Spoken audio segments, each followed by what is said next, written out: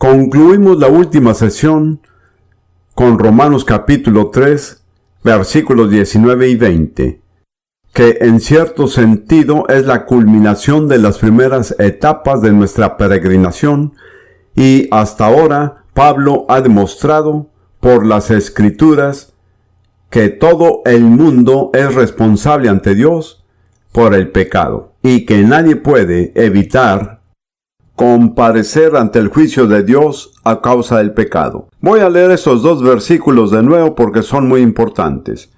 Pero sabemos que todo lo que la ley dice, lo dice a los que están bajo la ley, para que toda boca se cierre, y todo el mundo quede bajo el juicio de Dios. Hasta este punto nos ha llevado Pablo. El mundo entero es responsable ante Dios, tanto judíos como gentiles. Todas las personas religiosas como las no religiosas, todos son responsables ante Dios. Y luego continúa diciendo que el seguir los reglamentos o la ley nunca cambia el hecho de que aún así rendiremos cuentas a Dios.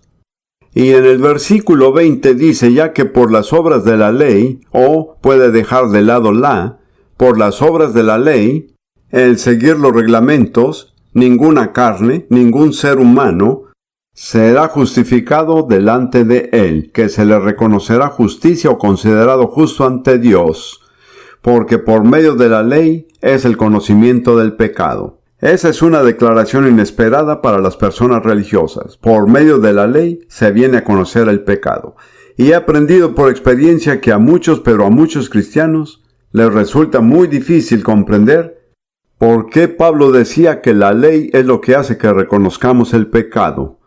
Y luego se preguntan por qué Dios dio la ley si lo único que hace es hacernos conscientes de que somos pecadores, pero sin poder hacernos justos. Así que voy a dedicar esta sección en particular al paréntesis que lo encontrarán en el bosquejo. Los 6 propósitos por los cuales la ley fue dada. Por la experiencia he aprendido que si no me ocupo de esto, usted tendrá toda una serie de preguntas sin respuesta que a su vez les quitará la atención de la parte positiva que Pablo está desarrollando. Entonces les quiero proponer de las Escrituras 6 propósitos por los cuales se dio la ley.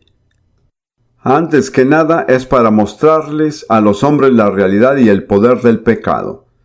Primero viene el diagnóstico y luego el medicamento. Y psicológicamente es muy cierto. De nada sirve explicarle a la gente el camino de la salvación si no se han percatado de que están con la enfermedad del pecado. Una persona primero debe estar convencida de que es pecadora antes de reconocer y recibir el plan de la salvación de Dios. Dios hace lo mismo. Él no nos ofrece el plan de la salvación hasta que nos muestre cuán desesperados lo necesitamos. Pero estamos enfermos de una enfermedad incurable que es el pecado y solo hay un remedio. Ahora vamos a las Escrituras. Leamos nuevamente a Romanos 3:20, ya que por las obras de la ley ningún ser humano será justificado delante de él, porque por medio de la ley es el conocimiento del pecado. Ese es el primer propósito por el cual Dios dio la ley, para mostrarnos la enfermedad del pecado. La ley es el diagnóstico de Dios para hacernos conscientes del estado pecaminoso que prevalece en nuestras vidas. Y sin contar la Biblia y los libros basados en la Biblia, no creo que haya ningún libro en el mundo que revele la naturaleza del pecado. Este es uno de los beneficios invaluables de la Biblia.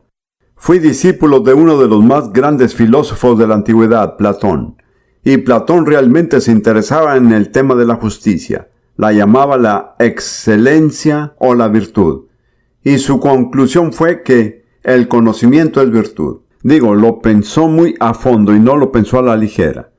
Y afirmaba que si la gente sabe lo que está bien, hará el bien. Eso va completamente en contra de la experiencia humana. Continuamente nos enfrentamos con gente que sabe lo que está bien y no lo hacen. Y saben lo que está mal y lo hacen. Y también están conscientes de que hacer el mal les costará caro y aún así lo hacen, porque solo la Biblia define esta fuerza dentro de nosotros, que se llama pecado.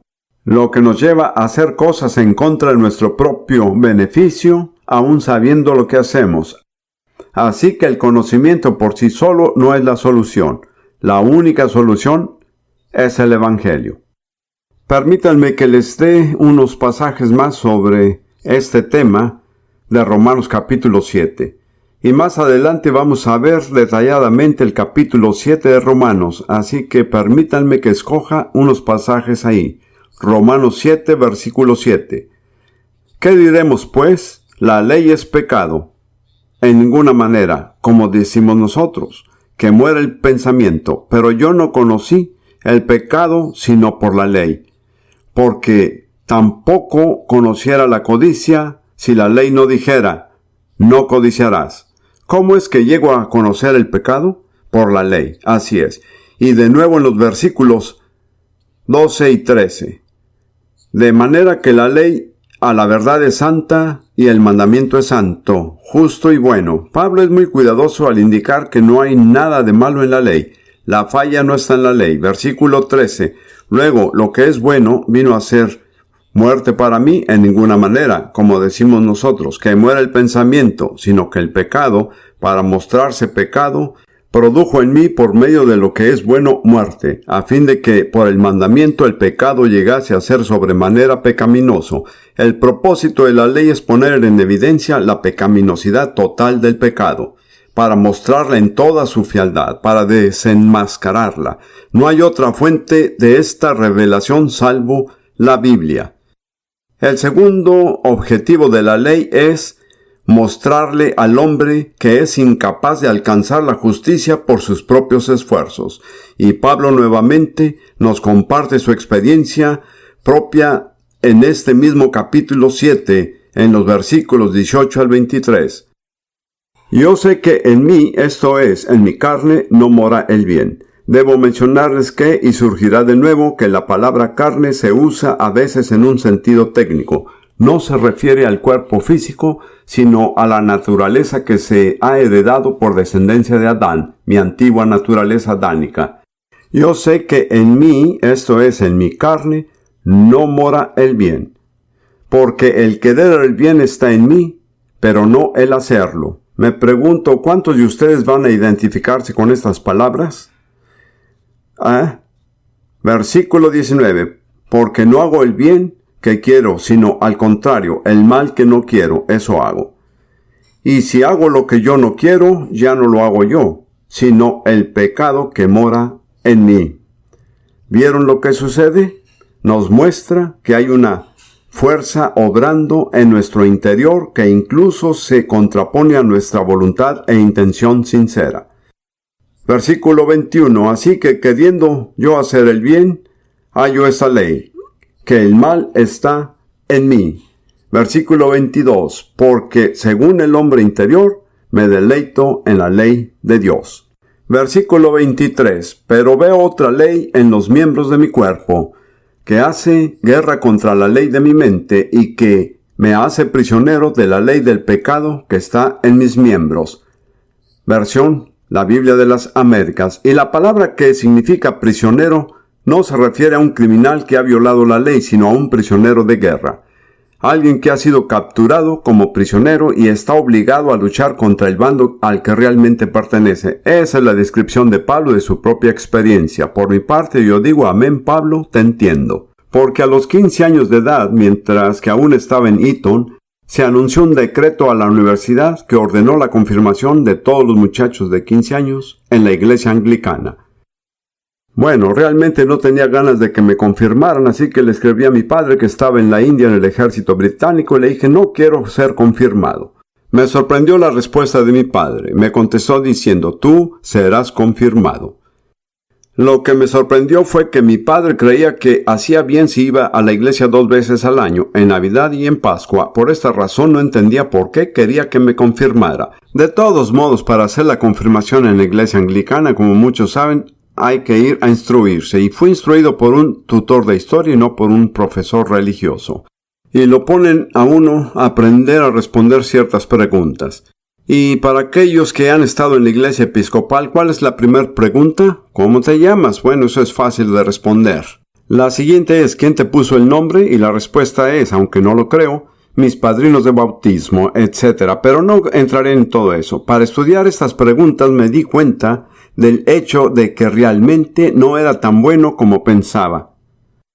Y pensé, realmente necesito mejorar. Así que llegué a la conclusión de que la confirmación me llegó en el momento adecuado y ahora en adelante seré mucho mejor.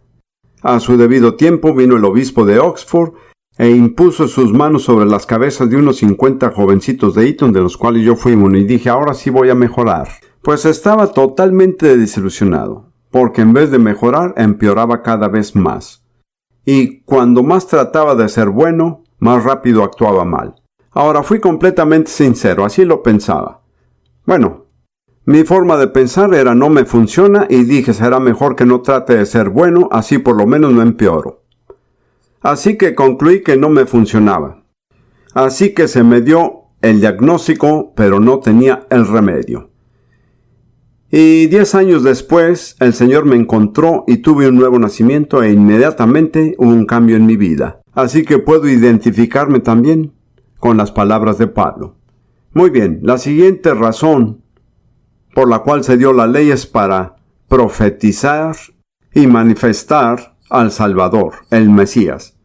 Y en este contexto, Pablo llama a la ley un tutor.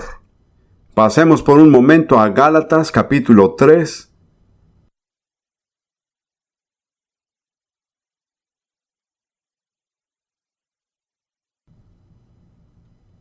Versículo 24.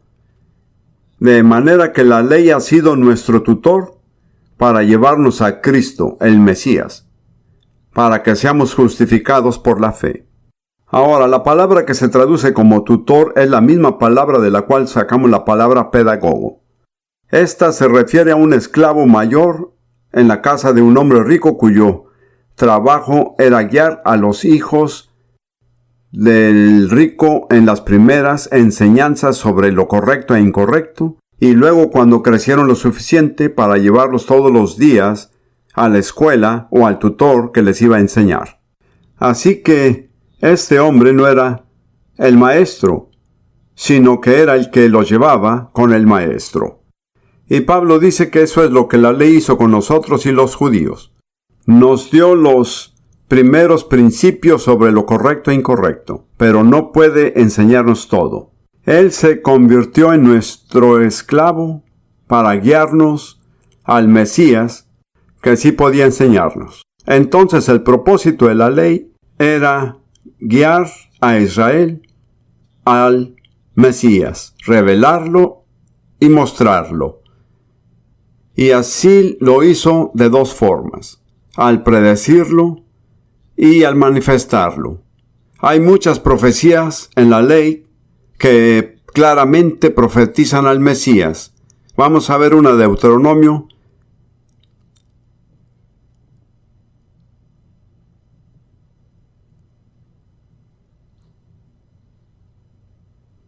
Capítulo 18, versículos 18 y 19. Hablándole a Moisés, el Señor le dice: profeta como Moisés le levantaré del medio de sus hermanos como tú, y pondré mis palabras en su boca, y él les hablará todo lo que yo le mandare. Mas a cualquiera que no oyere mis palabras, que él hablare en mi nombre, yo le pediré cuenta.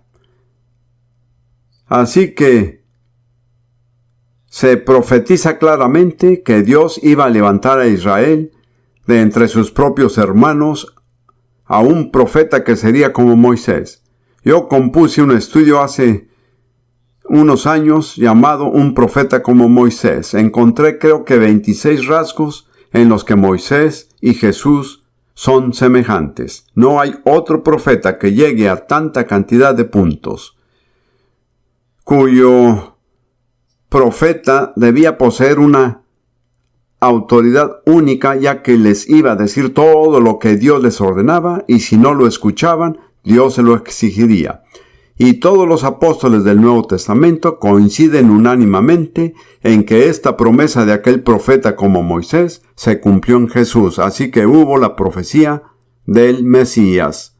Pero el Mesías también fue manifestado en la ley, en muchas de sus ordenanzas y sacrificios. De hecho, pienso que cada sacrificio en la ley, de alguna manera u otra, anuncia a Jesús. No hay un solo sacrificio que no nos diga algo acerca de Jesús, si lo podemos ver. Como un ejemplo está el Cordero de la Pascua judía, en el que después de matarlo en Egipto, cuya sangre protegió a los hogares de los israelitas contra la ira y el juicio de Dios que cayeron sobre los egipcios, que no estaban protegidos. Y déjenme aclarar que no es cuestión de nacionalidad o de raza.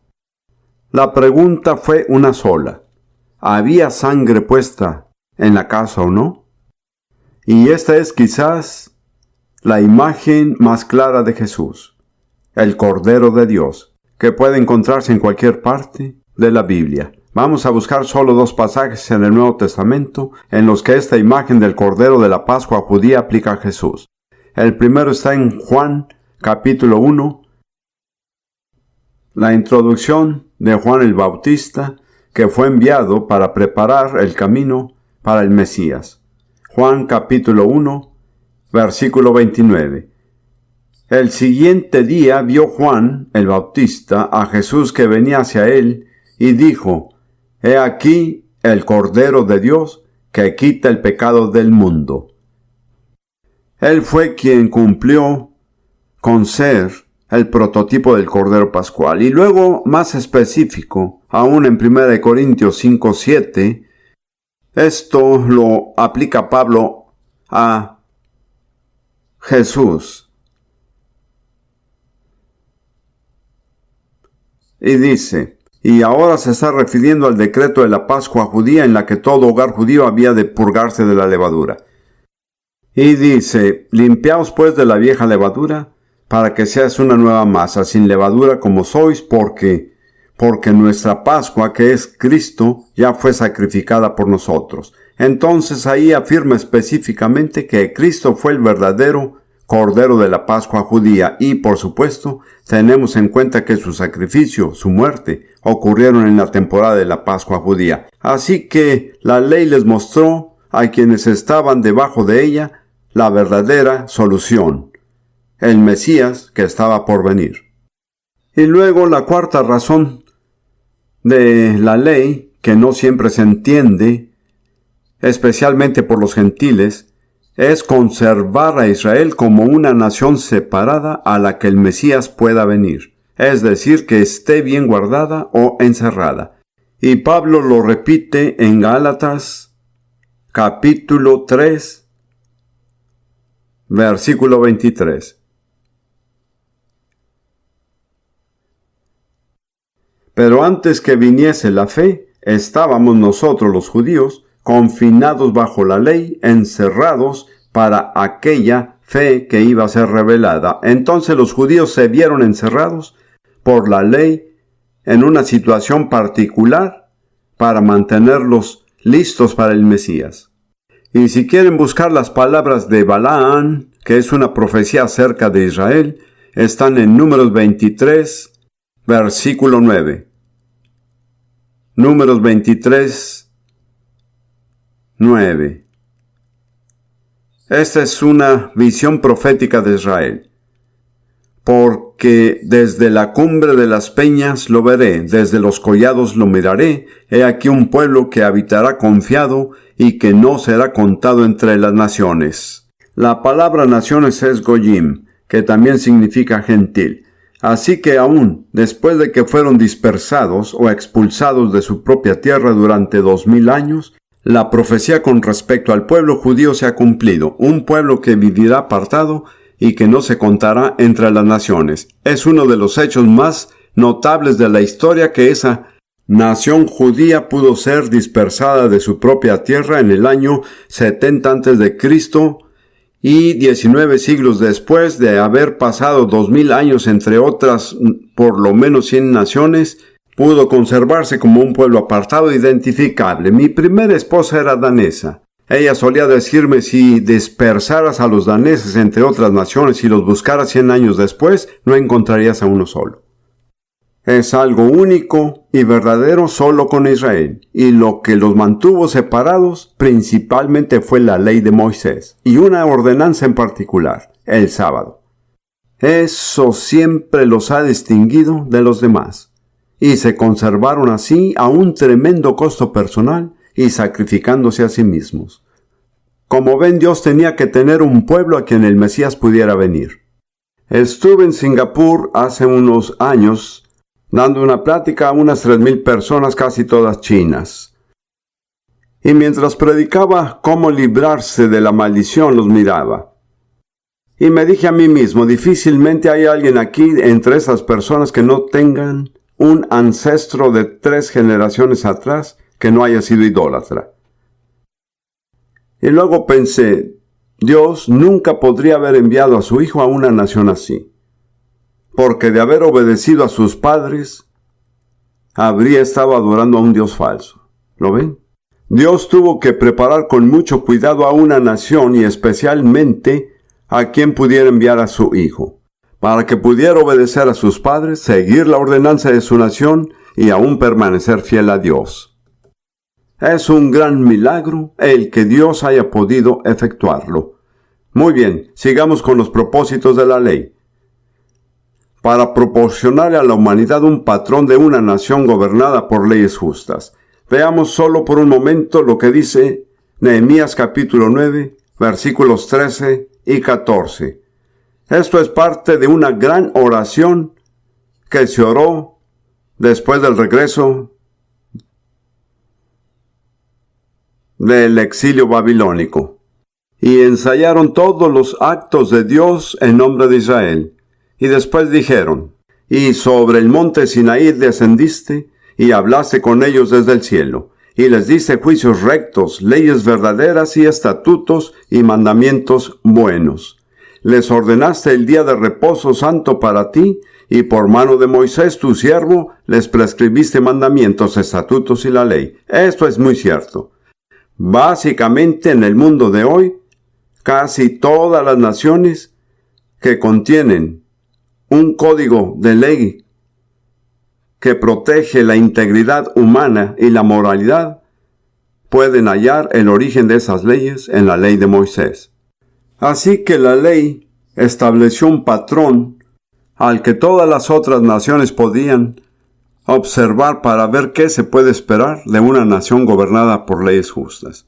Finalmente, y esto es muy importante y por lo general no se tiene en cuenta, el propósito de la ley o un propósito de la ley era el de proporcionar material inagotable para la meditación espiritual. ¿Cuántos de ustedes conocen las primeras palabras de Salmos 1? Las primeras 3 palabras. Bienaventurado el hombre, que no anda según el consejo de los impíos, ni se detiene en el camino de los pecadores, ni se sienta en la silla de los burladores. Más bien, en la ley del Señor está su delicia, y en ella medita de día y de noche. ¿Cuál es el resultado? Será como un árbol plantado junto a corrientes de aguas que da su fruto a su tiempo y su hoja no cae. Y todo lo que hace prosperará. Si quiere tener éxito, la clave está en que se medita. El hombre exitoso medita en la ley día y noche. Y esa es la clave de su éxito.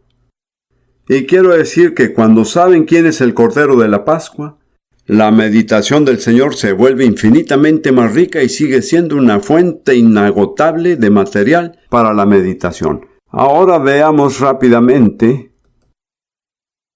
a estos propósitos para los cuales se dio la ley.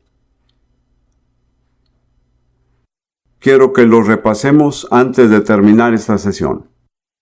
En primer lugar, fue para mostrarles a los hombres la realidad y el poder del pecado. Es el diagnóstico y el único diagnóstico. No hay nada más en la experiencia humana que pueda diagnosticar el pecado, salvo la ley. En segundo lugar, para mostrarle al hombre que no puede alcanzar la justicia por su propio esfuerzo. ¿Cuántos están de acuerdo con eso? No pueden cumplir con la ley por sus propios esfuerzos. Incluso ni su propia ley eclesiástica la siguen si son sinceros. Número 3. Para profetizar y manifestar al Salvador, el Mesías, siendo proclamado en la profecía y manifestado en forma e imagen. Número 4. Para mantener a Israel como una nación separada a la cual el Mesías podría venir. Y Pablo lo describe con palabras como estar guardado o encerrados una nación apartada. Número 5. Para proporcionarle a la humanidad un patrón de una nación gobernada por leyes justas. Y al menos en nuestro mundo occidental, dentro de nuestra herencia protestante, cada una de nuestras naciones ha derivado la mayor parte de sus leyes de una forma u otra de las leyes de Moisés. Y cuando realmente empezamos con problemas, hermanos y hermanas, es cuando nos apartamos de este principio, que es lo que está sucediendo hoy día. Y finalmente, el sexto propósito de la ley es proporcionar material inagotable para la meditación espiritual. Y quiero enfatizar que hay una cuestión de la aplicación práctica. La clave del éxito en la vida es la meditación adecuada. El tercer versículo del Salmo 1 es un versículo maravilloso. En la Nueva Versión Internacional dice: todo cuanto hace, prospera. Muy simple. ¿Cuál es la clave? La meditación adecuada. ¿Cuál es la gran fuente de la meditación? La ley. Uno puede leer casi cualquiera de los 5 libros de Moisés y encontrar lecciones inagotables que guían y protegen y advierten. ¿Quieren prosperar? No hay nadie aquí que no quiera tener éxito. Recuerden que meditar en la ley de Dios es la raíz del éxito en la vida cristiana. Vamos nuevamente a Romanos capítulo 3. Nuestra sesión anterior fue como un tipo de paréntesis en el que vimos los propósitos para los cuales se dio la ley. Hemos enumerado 6 propósitos prácticos por los cuales la ley fue dada. Quiero aclarar que no estoy diciendo que esos son todos los propósitos, pero al menos son 6 de ellos.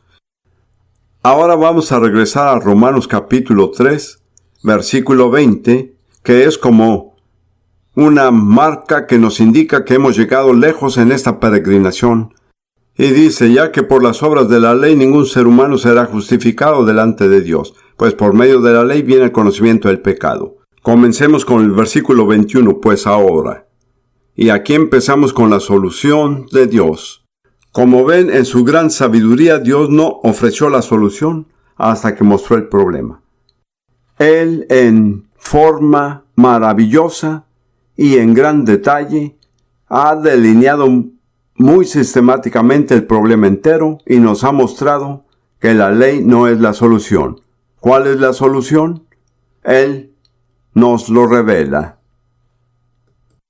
Vamos a leer los versículos 21 al 26.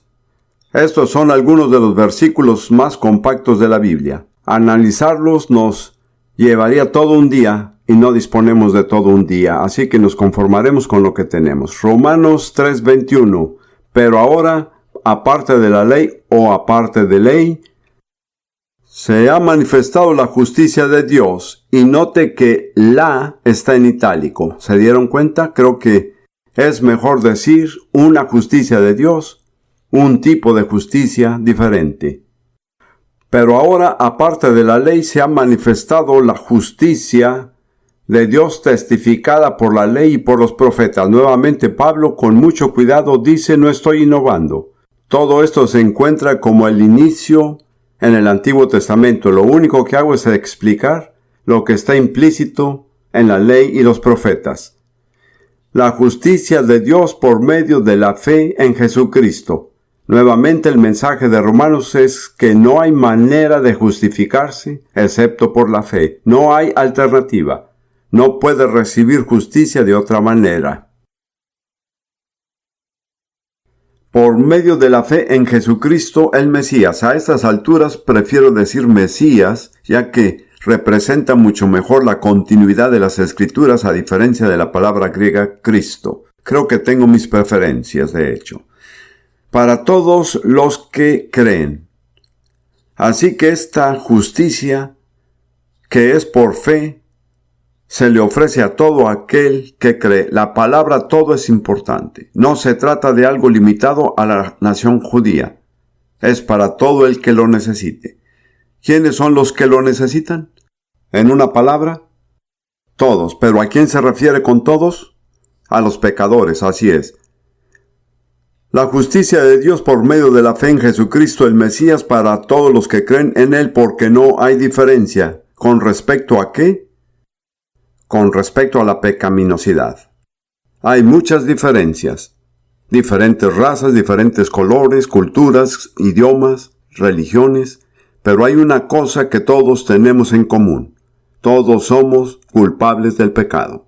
Todos somos responsables ante Dios por nuestros pecados, por lo mismo no hay diferencia entre el judío y el gentil, el protestante o el católico, negros o blancos, todos están iguales. Versículo 23. Por cuanto todos pecaron y están destituidos de la gloria de Dios. ¿Cuántos han pecado? Todos. ¿Están seguros? ¿Los incluye a ustedes? ¿Me incluye a mí? Seguro que sí. Todos hemos pecado. Ahora, la palabra pecado es una palabra que viene del acto fallar el tiro al blanco o no atinarle. Hay una cantidad de palabras en la Biblia por hacer algo incorrecto y cada una es específica. Otra palabra es transgresión. Transgresión se refiere al acto de pasarse sobre una línea marcada. La transgresión es desobedecer un mandamiento conocido. Ahora, los judíos eran culpables de transgresión. En la mayoría de los casos, los gentiles no lo eran. No tenían un mandamiento que conocieran. Por lo que efectivamente eran distintos en ese aspecto, pero estaban igual con respecto al pecado, al no llegar a cumplir el propósito para el cual fuimos creados. ¿Para qué fuimos creados? Para la gloria de Dios, así es. Me acuerdo de un joven judío que vino al Señor hace años en Londres cuando yo ministraba allí y se volvió. Yo diría que bastante apasionado. Y recuerdo que una vez dijo que estaba predicando en una reunión callejera y dijo: una persona no tiene derecho a existir a menos que exista para la gloria de Dios. Le dije: es verdad. Eso es lo único que justifica la existencia de uno en el universo de Dios cuando Dios nos ha creado, que vivamos para su gloria. ¿Qué es el pecado? Es fracasar en el propósito para el cual fuimos creados. Ahora, hay otra palabra que se traduce como iniquidad, pero una traducción mejor es rebeldía.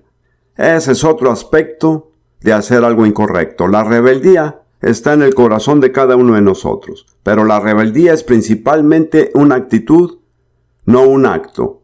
Veremos más de la rebeldía en Romanos capítulo 6, ahí es donde se trata al rebelde.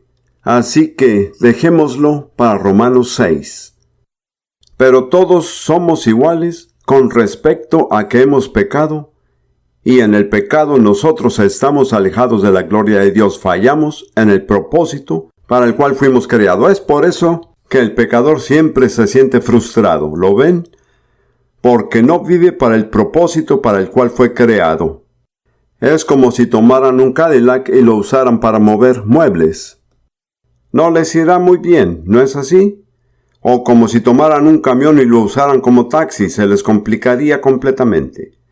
El tema es que las cosas están hechas para un propósito y están siendo mal utilizadas. Bueno, así es la realidad de cada pecador. Todo pecador está fallando en cumplir el propósito para el cual fue creado y en alguna parte en el fondo les causa frustración en su interior. Muy bien, continuemos con el capítulo 3. Aquí damos con la solución. Siendo justificados. Prefiero usar la frase teniendo la justificación que se nos ofrece. Porque solo somos justificados cuando respondemos. Siendo justificados gratuitamente. Siendo justificados gratuitamente. Creo que les daré algunas de mis definiciones de justificado. Justificar es una palabra algo seca y teológica para mucha gente, pero es una palabra gloriosa. Y les daré una serie de traducciones posibles. Decir que estoy justificado significa que he sido absuelto. Mi caso ha sido juzgado ante el tribunal del cielo y se ha emitido un veredicto sin culpa. ¿No es maravilloso? Pues no hay una corte más alta que la corte del cielo. Cuando el cielo dice que uno no es culpable, no importa lo que diga nuestro vecino. No importa lo que otras personas piensen de uno, no es culpable. Eso es parte de ser justificado. Y el significado es ser considerado justo. Dios le reconoce la justicia basado en su fe. Pero la misma palabra griega también significa ser hecho justo. Así que no es tan solo reconocerle la justicia a uno, sino que como resultado algo más sucede dentro de sí. Recuerden que dijimos que Dios llama a las cosas y como Él las dice, así son. Puede que no haya un cambio obvio o inmediato, pero el proceso entero se encuentra ahí en lo que Dios llama. Entonces Dios elige llamarnos justos. Y cuando Él nos llama justos, somos justificados. Otra traducción dice, y algunos de ustedes la han escuchado, justificado significa justo como si nunca hubiera pecado. ¿Por qué? Porque he sido considerado justo con la justicia de Dios. No por mi propia justicia, no por mi mejor esfuerzo, sino que por fe he recibido como un regalo la justicia de Dios. Y si no lo aceptan como un regalo, querido hermano y hermana, nunca lo recibirán. No puede uno ganárselo. Está más allá del alcance de nuestra capacidad, así como lo está el cielo sobre la tierra. Dios dijo en Isaías 64, versículo 6, todas nuestras obras justas son como trapo de inmundicia. Él no dijo todos sus pecados. Dijo que lo mejor que pueden dar de sí es como un trapo sucio a la vista de Dios. Y esos trapos de inmundicia nunca les llevarán al cielo. No está puesto en mi bosquejo, pero voy a buscarlo. Isaías 61, versículo 10. Nunca predico sobre este tema sin mencionar este versículo. Isaías 61, versículo 10. Esto describe lo que es ser justificado, ser considerado justo. En gran manera me gozaré en el Señor. Mi alma se regocijará en mi Dios. Regocijar es la palabra más fuerte que pueda haber y significa estar intensamente feliz y querer compartirlo con todos. Porque Él me ha vestido de ropas de salvación, me ha envuelto en manto de justicia. Muchos saben lo que es ser salvo, pero muchos que son salvos no saben lo que es ser justificado. Antes que nada, Él lo viste a uno con una vestimenta de salvación. ¡Qué maravilloso es! Diría yo que vendría siendo algo como lavar la ropa interior y luego lo envuelve a uno con un manto de justicia. Él nos cubre totalmente con un manto de su justicia. Y no importa de qué lado el diablo los mire, lo único que podrá ver es la justicia de Dios. No tiene nada que pueda decir en contra suya. Esa es la justificación. De eso es de lo que estamos hablando. Yo siento o me siento tan afligido tantas veces cuando los cristianos realmente no se entusiasman con su fe. Yo creo en las personas que se emocionan. Para mí eso es lo lógico. El que uno cree estas cosas y no se entusiasme con ellas es ilógico. Me acuerdo que cuando asistí a la iglesia anglicana, y que no es una crítica de la iglesia anglicana, pero como todo adolescente criticón escuchaba las palabras que se decían y las bellas oraciones y confesiones y eran gloriosas. Luego miraba a la gente y me dije a mí mismo, si esta gente realmente cree en lo que dice, pues no se les nota, no se les ve. Y tuve la imagen grabada en mi mente de una dama elegante saliendo de la iglesia un domingo por la mañana, cayéndosele su hermoso pañuelo de encaje en el piso de piedra. Y corriendo hacia ella, yo levanté el pañuelo y se lo devuelvo. Y ella se mostró mucho más emocionada por recuperar el pañuelo que por todas las cosas que había dicho sobre la salvación. Como ven, las personas que se comportan así nunca captan lo que dicen. Porque si realmente lograran comprender que Dios los ha cubierto con el manto de su justicia, harían lo que Isaías dice, en gran manera me gozaré en el Señor, me regocijaré en el Dios de mi salvación. Estoy tan feliz que lo contaré a los demás y no me quedaré sentado en la banca. Tendré que levantarme a gritar y a bailar, no hay incoherencia en eso. Eso es lógico. Soy un profesional de la lógica. Y decir que creen todas estas cosas maravillosas que se mencionan en Romanos y en todo el Nuevo Testamento y que no les cause emoción es totalmente inconsistente. Significa que en realidad no creen lo que dicen ustedes. Y solo el Espíritu Santo puede convencerlos. El hermano Prince no puede convencerlos. Muy bien, volvamos a Romanos 3. Versículo 24. Siendo justificados gratuitamente por su gracia. En Romanos capítulo 5 veremos la declaración de que recibimos la justicia como un regalo. Así que ténganlo en cuenta, no nos vamos a adelantar más. Por su gracia. Y entendemos que la gracia es la obra sobrenatural de Dios que hace cosas por nosotros que no podemos merecernos. La gracia no se puede ganar. ¿Lo podemos decir juntos? La gracia no se puede ganar. Y si hay algo que se hayan ganado, no es la gracia. La gracia comienza cuando lo hayas perdido todo. Sigamos. Siendo justificados gratuitamente por su gracia mediante la redención que es en Cristo Jesús. Esa palabra redención, usada en la versión griega del Antiguo Testamento, se refiere al propiciatorio, el arca, en el tabernáculo de Moisés. Es una hermosa imagen. Ahí el arca. Dentro de ella estaba la ley que se había roto, que clamaba contra Israel. Pero Dios proveyó un propiciatorio que era exactamente la misma medida que el arca, que cubría la ley quebrantada.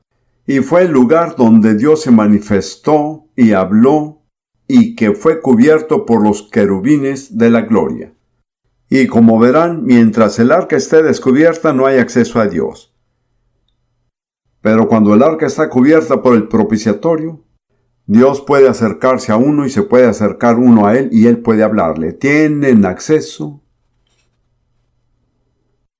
a la presencia inmediata de Dios Todopoderoso, gracias al propiciatorio. Y el propiciatorio es el sacrificio de Jesús, su sangre derramada. Esa es la única forma de tener acceso a un Dios justo. Continuemos la lectura.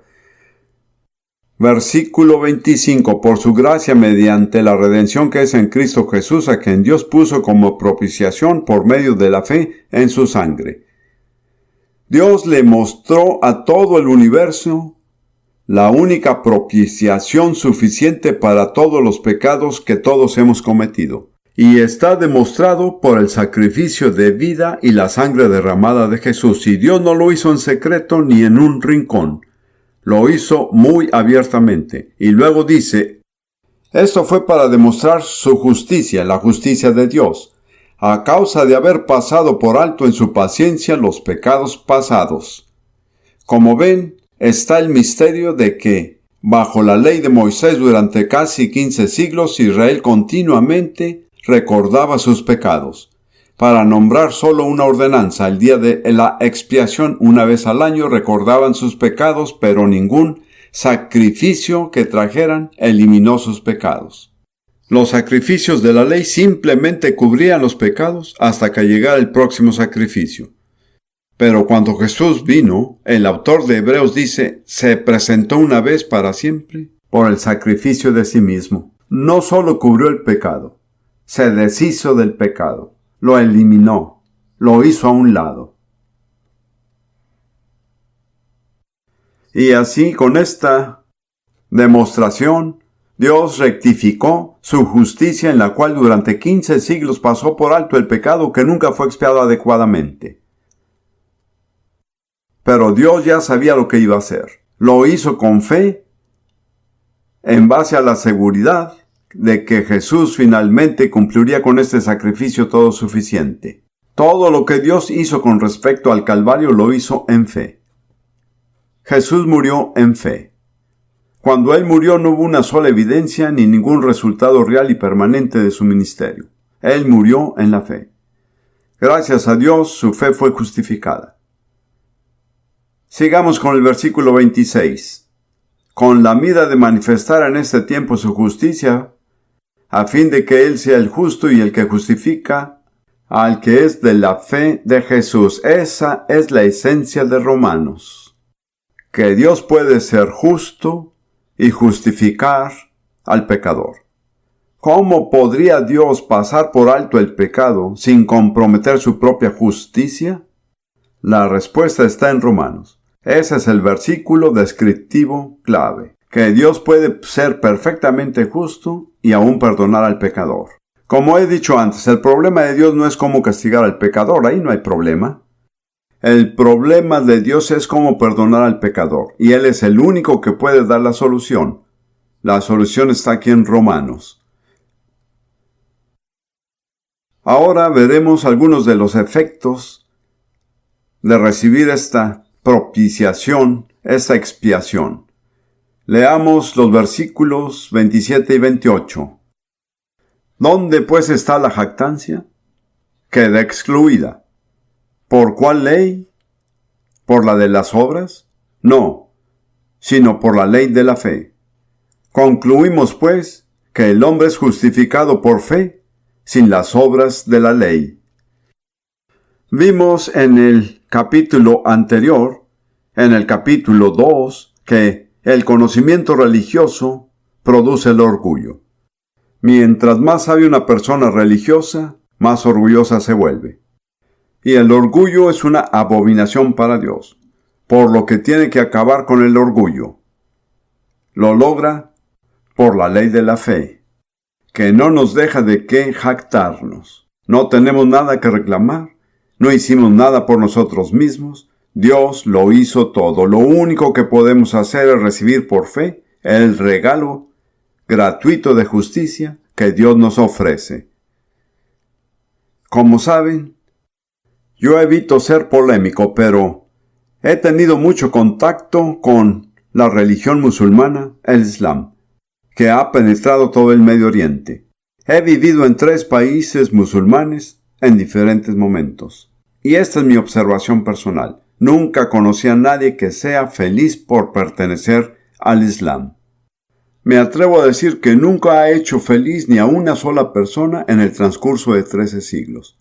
¿Dónde está la atracción? Es una religión basada en las obras. ¿Por qué a la gente le gustan las religiones basadas en las obras? Porque les da algo de qué enorgullecerse. Concuerda con el orgullo humano. Y los musulmanes no son el único ejemplo, también se aplica a los judíos ortodoxos. Y va también para muchos cristianos que no se han dado cuenta de que no tenemos nada de qué enorgullecernos. Dios ya lo hizo todo. Todo lo que podemos hacer es recibir por fe lo que Dios ya hizo. Y déjenme que les diga que la jactancia y el orgullo son incompatibles con la fe. Porque aquel versículo bien conocido en Habacuc 2:4, he aquí el orgulloso, en él su alma no es recta, mas el justo por su fe vivirá. La fe y el orgullo son incompatibles. Es muy importante recordarlo porque corremos el riesgo de enorgullecernos. Hacemos cualquier cosa por Dios o tenemos algún éxito en nuestro ministerio y pensamos, aquí estoy con la solución. Eso es terriblemente peligroso. No hay lugar para el orgullo, hay que excluirlo completamente. Es algo muy interesante que en el curso de su ministerio en la tierra, Jesús trató con 2 personas a quienes elogió especialmente por su fe. Lo interesante de esto es que ninguno de ellos fue judío. Uno fue el centurión romano, que dijo, no soy digno de que entres bajo mi techo, pero di la palabra, eso es todo lo que necesitas. Jesús le dijo, os digo que ni aún en Israel he hallado tanta fe. ¿Qué había en su fe? La humildad. No soy digno. No clamo ser alguien, solo di la palabra. La otra, una de mis historias favoritas en la Biblia, la mujer sirofenicia que tuvo una hija poseída por un demonio. Y ella corrió tras él y lloraba y se molestó y los discípulos le dijeron, dile que se vaya porque viene gritando detrás de nosotros. Pero ella no se iba. Primeramente ella lo llamó hijo de David y no respondió porque el hijo de David era su título con el pueblo judío y ella no era judía. Luego lo llamó Señor y entonces le respondió. Y le dijo, ¿qué es lo que quieres? Y ella dijo, echa fuera al demonio que tiene mi hija. Él realmente puso a prueba su humildad. Porque él le dijo, no está bien tomar el pan de los hijos y echárselo a los perrillos. ¿Con esto cómo le llamaba? Un perro. Es un insulto en el occidente, pero créame que en el Medio Oriente decirle a uno un perro es el peor insulto.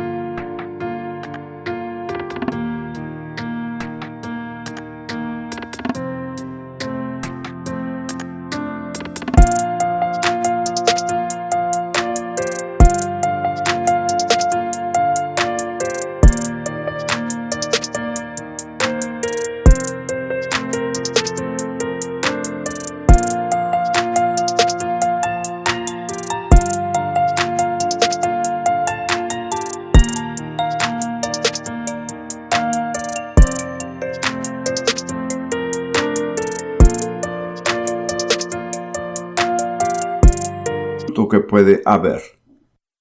Pero él la estaba poniendo en su lugar. Le quiso decir, estoy comprometido por pacto con Israel, hice un pacto con ellos a través de Moisés de que sería su sanador, pero no tengo ningún trato contigo.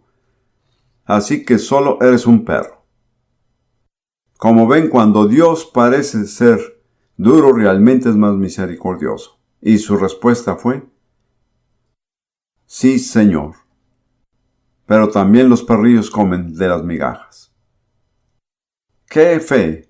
Dios no necesita una rebanada de pan, basta una migaja, para sacarle el demonio a mi hija.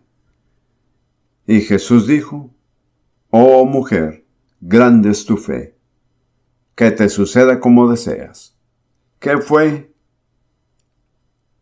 lo más notable de su personaje? Que fue una persona con humildad.